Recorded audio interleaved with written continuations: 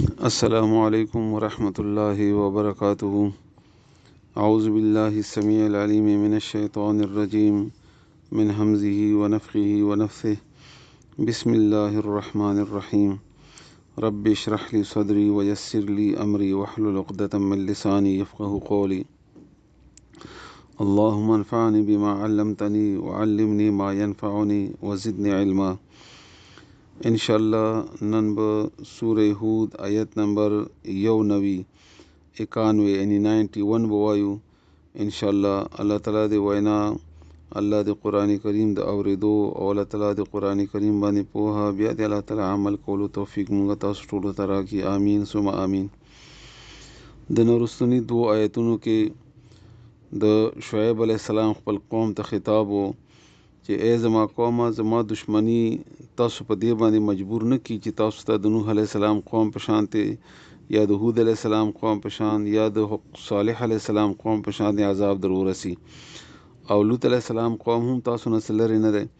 نو بخنه وغواړئ د خپل رب نه او بیا واپس شئ خپل رب طرف ته، ځکه چې زما رب کوم دی هغه رحم کوونکی او مینه کوونکی دی. ډیر بهترین دعوت او د الله تعالی بهترین صفاتونه پکې چې تاسو خپل ګناهونو معافي وغواړئ او الله تعالی طرف ته راشئ. الله معافي کوونکی دی، ګناهونه به درته معاف کړي او مینه کوونکی دی الله تعالی خپلو بندګانو باندې بندګانو سره. داسې عظیم دعوت نه بعد قوم ورته عجیبه جواب ورکو. قالو دوی وویلې د شعیب علیہ السلام قوم شعیب علیہ السلام ته وایي یا شعیب ای شعیب علیه السلام ما نفقه مونږ نه پوهیږو کثیرن په ډیرو خبرو مما د هغه نه تقولو چې تی وایي. دا ته چې کومې ډیرې خبرې کوي دا زموږ ذهن کې نه راځي. دا ته چې وایي چې دا شرک مه کوئ، دا ته چې وایي چې دا غلا مه کوئ، دا ته چې وایي چې دا کاروبار کې دوکې مه کوئ، او دا ته چې وایي چې معافي وغواړئ او توبه وباسئ، دا خبرې زموږ ذهن کې نه کینی. اصل کې دا د هغوی د ذهني یو عجیبه کیفیت دی. دا که تاسو په خپل معاشره کې په هغو خلکو باندې فټ کوئ کوم خلک چې ګناهونه کوي یا شرک کوي. لکه مثلا زمونږ د معاشره بت پرست یا قبر پرست چې کوم دی، د قبر ته چې عبادت کوي، دې ته چې کله ته ووایي چې دا قبر هیڅ نشي کولی مړی دی، دا خبره د هغوی په ذهن کې نه کینی. هغوی وایي دا ته څه ګډې واړې وایي، ولې نشي کولی، دا داسې امداد کولی شي، ومه بیړۍ راویستله او دا یې راویستله او فلانی چلی وکړو، بیا د ملیانې د دوی دی عجیبه عجیبه دروغ ورپسې تړي او دا چلی وکړو، مړی ژوندی کړو، مړي ژوندي کړل وغیره. نو دا خبره د هغوی په ذهن کې نه کینی. همدغه رنګې کاروباریان دي، کم خلک چې کاروبار کې دوکه کوي، هغوی د کاروباري دوکه دا ډیره ضروري خبره ګڼي چې دې نه بغیر خود کاروبار چلیدی نه شي. کاروبار کې خود دروغ ویل، لکه مثلا مال خرڅوي خلک، هغه دپاره دروغ وایي چې ته ورته ویل که دا دروغ مه وایه دا خو ګناه ده، هغوی دا خو کاروبار دی، دې نه بغیر خو شی خرڅېږي نه. خپل شي عیب به پټوي او خپل شي خرڅولو کې به دوکه کوي. ما خو تاسو ته بار بار دا خبره کړې ده چې مونږ ریډیو والا نه واخله تر غټ کاروباري پورې په کاروبارونو کې دوکه ده زمونږ په معاشره کې هم عام ده چې ورته دا مه کوه، بیا خو مال نه خرڅېږي، بیا خو ګټه نه کېږي، بیا خو کاروبار نه چلېږي.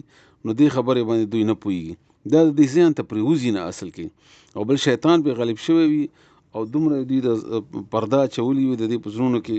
نو دغه خبره د شعیب علیہ السلام قوم هم وکړه. او دویم دا چې شعیب علیہ السلام قوم سره دوی مذاق هم کوو. و ان لنراک او بشک مونږ وینو ته شعیب علیہ السلام ته وایي قوم فینا په خپل منځ کې ضعیفه کمزوری، ته یو کمزوری سړی او ته کمزوری او دا عجیبه عجیبه خبرې کوي. ولولا رهتک کچیرې ستا خاندان نه وی، تا قبیله نه وی، لرجمناک نو مونږ به ته سنګسار کړی وی، په کاڼو به مو ویشتلی وی، خو ستا د خاندان د وجې نه ته پاتې. او د څومره کیسې چې تیرې شوې دا ټولې، او بیا دا کیسه دا چې رسول الله صلی الله علیه وسلم سره تاسو میچ کوئ نو د هغه حالت هم همدغه رنګې و.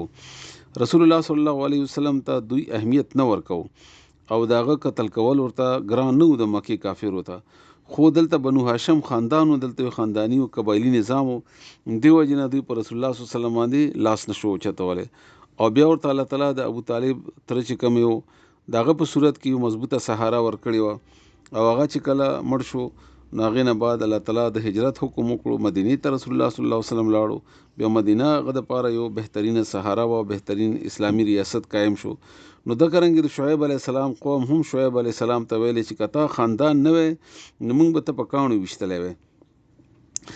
وما انت او نه ته علینا په موږ باندې بعزیز زورور غالب، یعنی تا موږ ته بس ویلې هم نشو، تاسو کولې هم نشو، خو د خاندان خاطر دی یا د خاندان د زورور دی.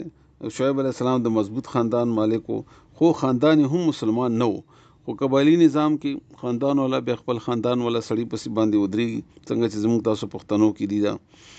قالو دوی وویلې یا شعیب اے شعیب ما نفقهو نه پوهېږو مونږه کثیرا په ډېرو خبرو مما د هغه نه تقولو چې ته یې وایې و انا بشکه مونږه لنراکه وینو ته ګورو ته فینا په خپل منځ کې ضعیفه کمزوری ولولا کچیرې نه وی رهتو کا خاندان دیتا لرجمناکه نو مونږه به ته په کاڼو ویشتلی وی وما انت ونیت علینا په موږ باندې بعزیز زورور یا غالبا.